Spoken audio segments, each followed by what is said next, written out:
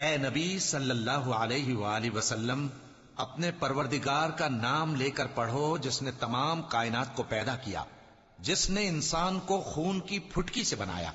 پڑھو، اور تمہارا پروردگار بڑا کریم ہے، جس نے قلم کے ذریعے سے علم سکھایا اور انسان کو وہ باتیں سکھائیں جن کا اس کو علم نہ تھا، مگر انسان سرکش ہو جاتا ہے اس بنا پر کہ وہ اپنے آپ کو بے نیاز سمجھتا ہے۔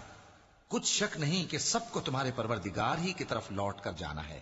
کیا تم نے اس شخص کو دیکھا جو منع کرتا ہے، یعنی ایک بندے کو جب وہ نماز پڑھنے لگتا ہے؟ بھلا دیکھو تو اگر یہ راہ راست پر ہو یا پرہیزگاری کا حکم کرے تو منع کرنا کیسا؟ تو اس کا انجام کیا ہوگا؟ ذرا دیکھو تو اگر اس نے دین حق کو جھٹلایا اور اس سے منہ موڑا، کیا اس کو معلوم نہیں کہ اللہ دیکھ رہا ہے؟ دیکھو، اگر وہ باز نہ آئے گا تو ہم اس کی پیشانی کے بال پکڑ کر گھسیٹیں گے، یعنی اس جھوٹے خطا کار کی پیشانی